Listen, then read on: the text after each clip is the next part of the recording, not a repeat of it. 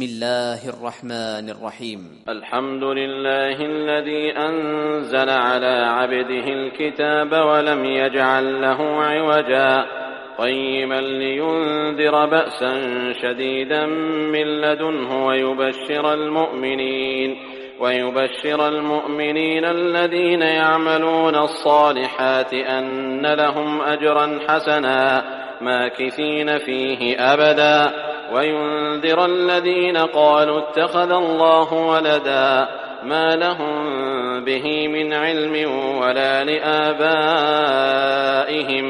كبرت كلمة تخرج من أفواههم إن يقولون إلا كذبا فلعلك باخع نفسك على آثارهم إن لم يؤمنوا بهذا الحديث أسفا إنا جعلنا ما على الأرض زينة لها لنبلوهم أيهم أحسن عملا وإنا لجاعلون ما عليها صعيدا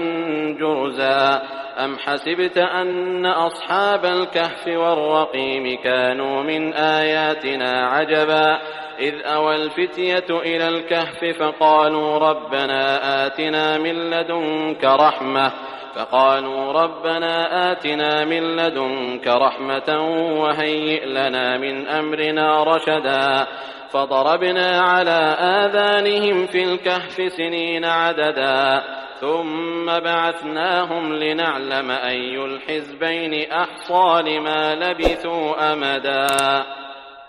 نحن نقص عليك نبأهم بالحق إنهم فتية آمنوا بربهم وزدناهم هدى وربطنا على قلوبهم إذ قاموا فقالوا ربنا رب السماوات والأرض لن ندعو من دونه إلها لقد قلنا إذا شططا هؤلاء قومنا اتخذوا من دونه آلهة لولا يأتون عليهم بسلطان بين فمن أظلم ممن افترى على الله كذبا وإذ اعتزلتموهم وما يعبدون إلا الله فأووا إلى الكهف ينشر لكم ربكم من رحمته ويهيئ لكم من أمركم مرفقا وترى الشمس إذا طلعت تزاور عن كهفهم ذات اليمين وإذا غربت تقرضهم ذات الشمال وهم في فجوة منه ذلك من آيات الله من يهد الله فهو المهتد ومن يضلل فلن تجد له وليا مرشدا وتحسبهم أيقاظا وهم رقود ونقلبهم ذات اليمين وذات الشمال وكلبهم باسط ذراعيه بالوصيد لو اطلعت عليهم لوليت منهم فرارا ولملئت منهم رعبا وكذلك بعثناهم ليتساءلوا بينهم قال قائل منهم كم لبثتم قالوا لبثنا يوما أو بعض يوم قالوا ربكم أعلم بما لبثتم فابعثوا أحدكم بورقكم هذه إلى المدينة فلينظر أيها أزكى طعاما فليأتكم برزق منه وليتلطف ولا يشعرن بكم أحدا إنهم إن يظهروا عليكم يرجموكم أو يعيدوكم في ملتهم ولن تفلحوا إذا أبدا وكذلك أعثرنا عليهم ليعلموا أن وعد الله حق وأن الساعة لا ريب فيها إذ يتنازعون بينهم أمرهم فقالوا بنوا عليهم بنيانا ربهم أعلم بهم قال الذين غلبوا على أمرهم لنتخذن عليهم مسجدا سيقولون 3 رابعهم كلبهم ويقولون 5 سادسهم كلبهم رجما بالغيب ويقولون 7 وثامنهم كلبهم قل ربي أعلم بعدتهم ما يعلمهم إلا قليل فلا تمار فيهم إلا مراء ظاهرا ولا تستفت فيهم منهم أحدا ولا تقولن لشيء إني فاعل ذلك غدا إلا أن يشاء الله واذكر ربك إذا نسيت وقل عسى أن يهديني ربي لأقرب من هذا رشدا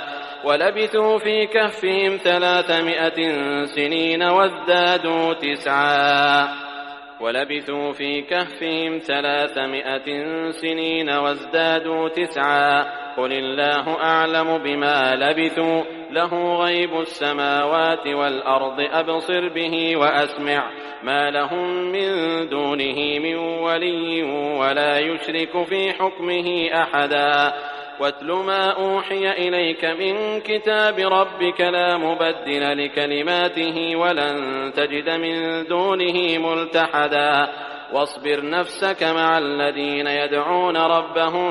بالغداة والعشي يريدون وجهه ولا تعد عيناك عنهم تريد زينة الحياة الدنيا ولا تطع من أغفلنا قلبه عن ذكرنا واتبع هواه وكان أمره فرطا وقل الحق من ربكم فمن شاء فليؤمن ومن شاء فليكفر إنا أعتدنا للظالمين نارا أحاط بهم سرادقها وإن يستغيثوا يغاثوا بماء كالمهل يشوي الوجوه بئس الشراب وساءت مرتفقا إن الذين آمنوا وعملوا الصالحات إنا لا نضيع أجر من أحسن عملا أولئك لهم جنات عدن تجري من تحتهم الأنهار يحلون فيها من أساور من ذهب ويلبسون ثيابا خضرا من سندس واستبرق متكئين فيها على الأرائك نعم الثواب وحسنت مرتفقا واضرب لهم مثلا الرجلين جعلنا لأحدهما جنتين من أعناب وحففناهما بنخل وجعلنا بينهما زرعا كلتا الجنتين آتت أكلها ولم تظلم منه شيئا وفجرنا خلالهما نهرا وكان له ثمر فقال لصاحبه وهو يحاوره أنا أكثر منك مالا وأعز نفرا ودخل جنته وهو ظالم لنفسه قال ما أظن أن تبيد هذه أبدا وما أظن الساعة قائمة ولئن رددت إلى ربي لأجدن خيرا منها منقلبا قال له صاحبه وهو يحاوره أكفرت بالذي خلقك من تراب ثم من نطفة ثم سواك رجلا لكن هو الله ربي ولا أشرك بربي أحدا ولولا إذ دخلت جنتك قلت ما شاء الله لا قوة إلا بالله إن ترني أنا أقل منك مالا وولدا فعسى ربي أن يؤتيني خيرا من جنتك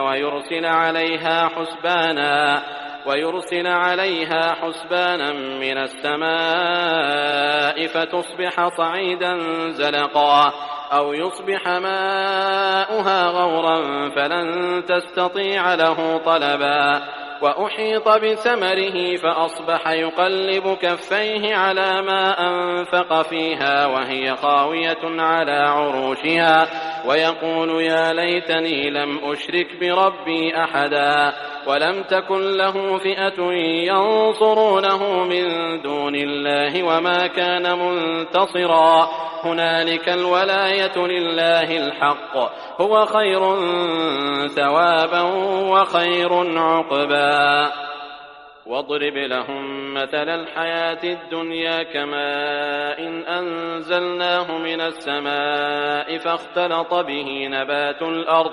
فاختلط به نبات الأرض فأصبح هشيما تذروه الرياح وكان الله على كل شيء مقتدرا. المال والبنون زينة الحياة الدنيا والباقيات الصالحات خير عند ربك ثوابا وخير أملا. ويوم نسير الجبال وترى الأرض بارزة وحشرناهم فلم نغادر منهم أحدا وعرضوا على ربك صفا لقد جئتمونا كما خلقناكم أول مرة بل زعمتم أن لن نجعل لكم موعدا.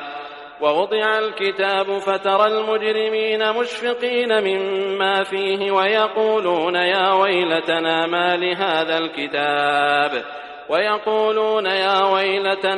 لهذا الكتاب لا يغادر صغيرة ولا كبيرة إلا أحصاها ووجدوا ما عملوا حاضرا ولا يظلم ربك أحدا. وإذ قلنا للملائكة اسجدوا لآدم فسجدوا إلا إبليس كان من الجن ففسق عن أمر ربه أفتتخذونه وذريته أولياء من دوني وهم لكم عدو بئس للظالمين بدلا. ما أشهدتم خلق السماوات والأرض ولا خلق أنفسهم وما كنت متخذ المضلين عضدا. ويوم يقول نادوا شركائي الذين زعمتم فدعوهم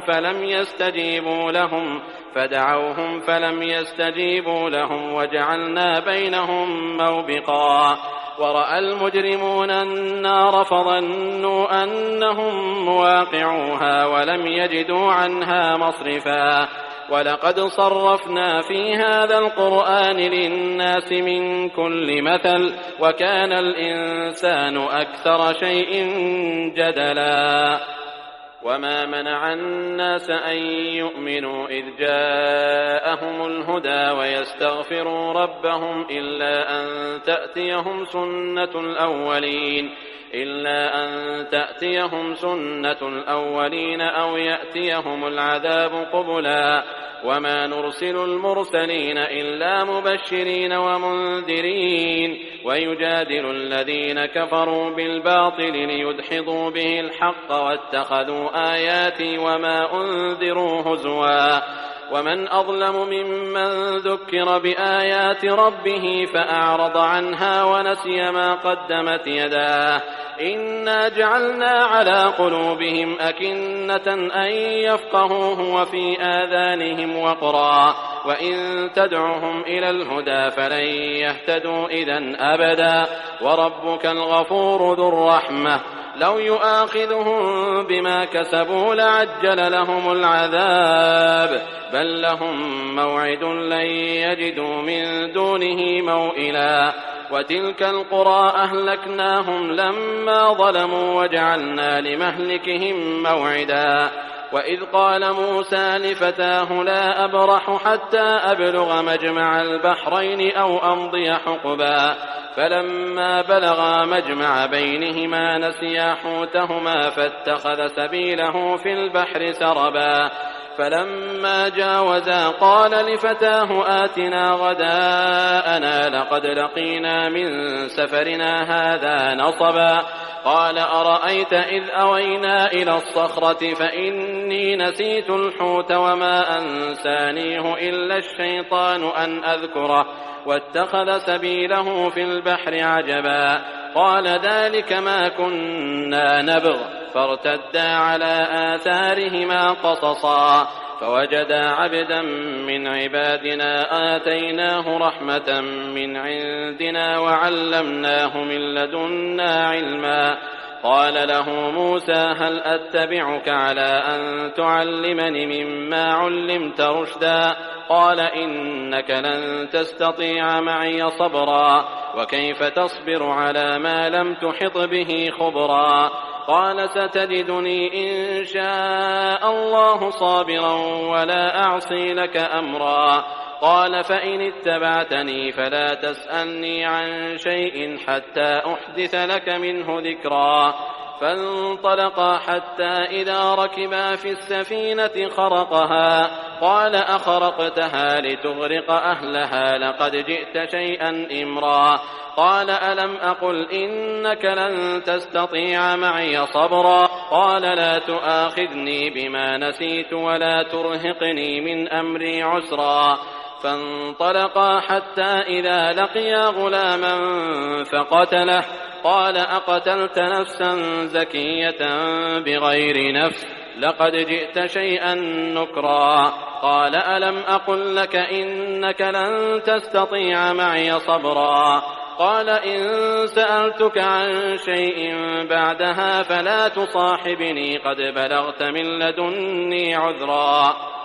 فانطلقا حتى إذا أتيا أهل قرية استطعما أهلها فأبوا أن يضيفوهما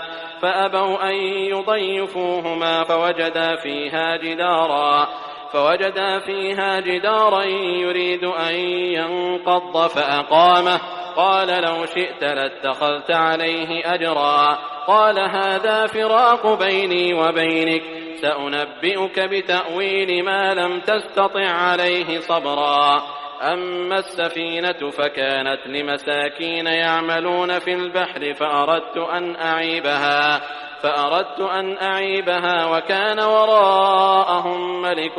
يأخذ كل سفينة غصبا وأما الغلام فكان أبواه مؤمنين فخشينا أن يرهقهما طغيانا وكفرا فأردنا أن يبدلهما ربهما خيرا منه زكاة وأقرب رحما وأما الجدار فكان لغلامين يتيمين في المدينة وكان تحته كنز لهما وكان أبوهما صالحا فأراد ربك أن يبلغا أشدهما ويستخرجا كنزهما رحمة من ربك وما فعلته عن أمري ذلك تأويل ما لم تسطع عليه صبرا ويسألونك عن ذي القرنين قل سأتلو عليكم منه ذكرا إنا مكنا له في الأرض وآتيناه من كل شيء سببا فأتبع سببا حتى إذا بلغ مغرب الشمس وجدها تغرب في عين حمئة ووجد عندها قوما قلنا يا ذا القرنين إما أن تعذب وإما أن تتخذ فيهم حسنا قال أما من ظلم فسوف نعذبه ثم يرد إلى ربه فيعذبه عذابا نكرا وأما من آمن وعمل صالحا فله جزاء الحسنى وسنقول له من أمرنا يسرا ثم أتبع سببا حتى إذا بلغ مطلع الشمس وجدها تطلع على قوم لم نجعل لهم من دونها سترا كذلك وقد أحطنا بما لديه خبرا ثم أتبع سببا حتى إذا بلغ بين السدين وجد من دونهما قوما لا يكادون يفقهون قولا قالوا يا ذا القرنين إن يأجوج ومأجوج مفسدون في الأرض فهل نجعل لك خرجا على أن تجعل بيننا وبينهم سدا قال ما مكني فيه ربي خير فأعينوني بقوة أجعل بينكم وبينهم ردما آتوني زبر الحديد حتى إذا ساوى بين الصدفين قال انفخوا حتى إذا جعله نارا قال آتوني أفرغ عليه قطرا فما استطاعوا أن يظهروه وما استطاعوا له نقبا قال هذا رحمة من ربي فإذا جاء وعد ربي جعله دكاء وكان وعد ربي حقا وتركنا بعضهم يومئذ يموج في بعض ونفخ في الصور فجمعناهم جمعا وعرضنا جهنم يومئذ للكافرين عرضا الذين كانت أعينهم في غطاء عن ذكري وكانوا لا يستطيعون سمعا أفحسب الذين كفروا أن يتخذوا عبادي من دوني أولياء إنا أعتدنا جهنم للكافرين نزلا قل هل ننبئكم بالأخسرين أعمالا الذين ضل سعيهم في الحياة الدنيا وهم يحسبون أنهم يحسنون صنعا أولئك الذين كفروا بآيات ربهم ولقائه فحبطت أعمالهم فلا نقيم لهم يوم القيامة وزنا ذلك جزاؤهم جهنم بما كفروا واتخذوا آياتي ورسلي هزوا إن الذين آمنوا وعملوا الصالحات كانت لهم جنات الفردوس نزلا خالدين فيها لا يبغون عنها حولا قل لو كان البحر مدادا لكلمات ربي لنفد البحر قبل أن تنفد كلمات ربي ولو جئنا بمثله مددا قل إنما أنا بشر مثلكم يوحى إلي أنما إلهكم إله واحد فمن كان يرجو لقاء ربه فليعمل عملا صالحا ولا يشرك بعبادة ربه أحدا.